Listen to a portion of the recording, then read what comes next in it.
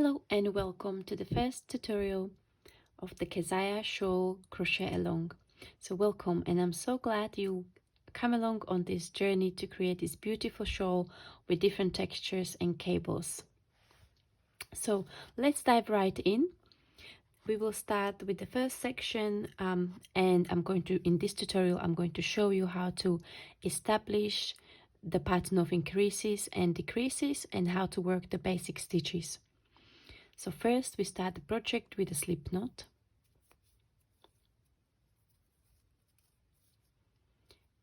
You will then place the loop on the hook and tighten slightly. You will then chain 2. So chain is worked by yarning over and pulling through the loop on the hook. So that's chain 1. Yarn over, pull through the loop on the hook, and that's chain 2.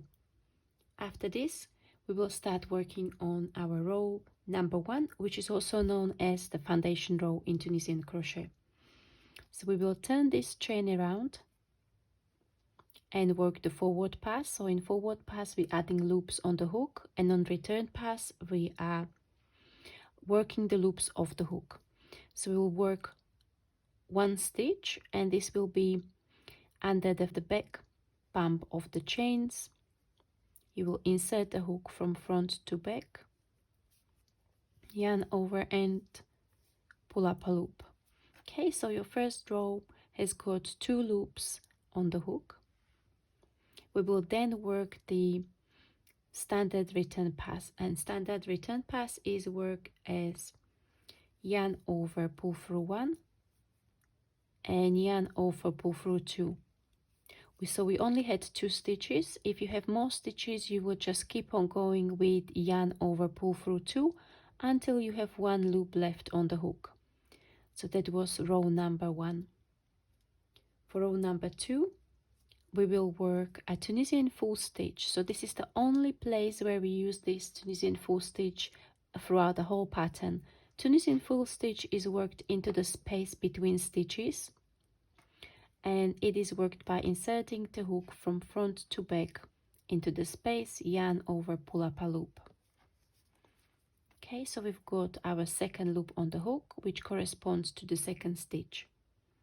After this, we will work an increase A. Increase A is worked under the front horizontal bar, under the next front horizontal bar. So for us, this will be this bar here. You will insert the hook from front to back, yarn over and pull up a loop. So this is increase stitch, so we now have 3 stitches, and we will work an end stitch. So end stitch is worked under the strand of the last stitch. So as you can see,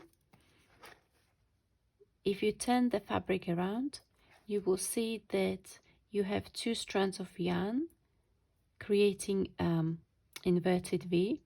So one is on the left and one is on the right. So you will insert the hook under both of these, yarn over and pull up a loop. Okay, so now we've got 4 stitches on our hook, or 4 loops. So we've increased 2 stitches. On the previous row we had 2, so now we've got 4. And then we follow by standard return pass. So again we yarn over, pull through 1, and then yarn over, pull through 2 all the way. So that's yarn over, pull through 2, yarn over, pull through 2, and once more yarn over, pull through 2. For row number 3, we will start working Tunisian knit stitches. So Tunisian knit stitches are the main stitches for this project, although we will work some other stitches such as Tunisian purl stitches as well. So Tunisian knit stitches are worked in the space between the front and back vertical bar. So you will take the hook and place it in between from front to back, yarn over and pull up a loop. Okay, like so. This will be followed by increase A and increase B. So we've done increase A previously, so it is worked under the front horizontal bar, yarn over, pull up a loop, and then we will also use the loop that is on the back or on the wrong side of the project, and this will be your increase B. So we'll insert the hook under the back horizontal bar, yarn over and pull up a loop. We will then work a Tunisian knit stitch in the next stitch here. So again, insert the hook between the front and back vertical bars, yarn over, pull up a loop, and an end stitch. So now the two strands of yarn became more prominent on this row, so it's easier to find it and work under both of these, yarn over and pull up a loop. So on the forward pass of row number 3, we will have 6 loops on the hook, and that corresponds to 6 stitches. So from row number 3, we will work a standard return pass with decrease. So for the remainder of the rows, from now on, from row number 3 all the way up to the last row of your project, you will work a return pass with decrease, and this will start shaping the shawl along the left side or left edge of your project. So the increases will shape the project on your right side of the project or on the right edge, and that decrease will shape it on the left edge. And once you start adding rows and stitches, you will see that it will start giving that banana shape to your shawl. Okay, so standard return pass with decrease is we will yarn over, pull through 2. Okay, so previously the standard return pass was yarn over, pull through 1 and then yarn over, pull through 2. We are just going to go straight into yarn over, pull through 2, and we will continue with that all the way to the beginning. So as you might have noticed, you increase 2 stitches at the beginning of the row and then decrease 1 at the end. So the total addition for the row will be 1 stitch. Okay, so this was row number 3. For row number 4, we will increase 3 stitches. So we will work 1 Tunisian knit stitch into the first stitch. We will then work increase A and increase B. So increase A under the front horizontal bar, yarn over, pull up a loop. Increase B under the back horizontal bar, yarn over and pull up a loop. We will then work 1 Tunisian knit stitch into the next stitch, and we will repeat increase A, so under the front horizontal bar, yarn over and pull up a loop.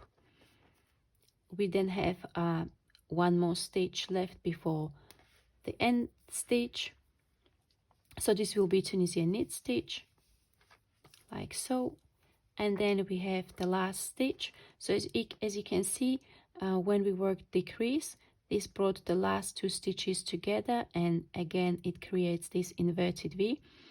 So just a word of caution, it is very easy to mistaken the last stitch for standalone stitch and then work it and work an end stitch as well, which would be incorrect because you would increase and your overall stitch count would not work very well. So once you work a few rows, you'll kind of spot where the end stitch is, and it will be just very easy to work into the last 2 strands or the strands of the last stitch rather than work the stitch before as well. Okay, so again we will work the end stitch as previously, yarn over and pull up a loop. So on the forward pass for row number 4, you will have 8 loops. So that's 2, 4, 6, 8. It's worth double checking your stitch count while you are learning the stitches, so it becomes a second nature for you later on once you get to a large number of stitches, it is good to check the stitch count every few rows, maybe every 5 or 10 rows, or when you are starting new section, just to make sure that this overall stitch pattern will work. But then it's not necessary to count every single your stitches every single row. Okay, and as we started on row number 3, you will work standard return pass with a decrease. So we'll yarn over, pull through 2, and we'll continue with yarn over, pull through 2 all the way. So for this row, we increased 3 stitches on the forward pass, decrease 1 stitch on return pass, so the overall addition on this row is 2 stitches. And then row number 5, and that's the last row for this part of the tutorial, and I'll meet you then on the next one, where we'll look at how to work the honeycomb cable in Tunisian crochet. So let's work the last row for this section, and this is, we will work 1 Tunisian knit stitch and then increase A and the front horizontal bar, increase B and the back horizontal bar. So as you can see, the increase B can be slightly more difficult to work.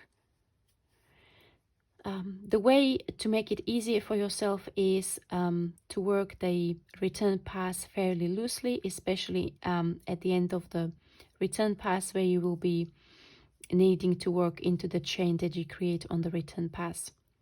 And we will then work Tunisian knit stitches up to the last stitch. 1, 2,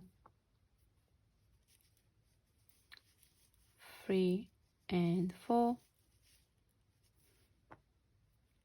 and an end stitch. Okay, so for the forward pass we have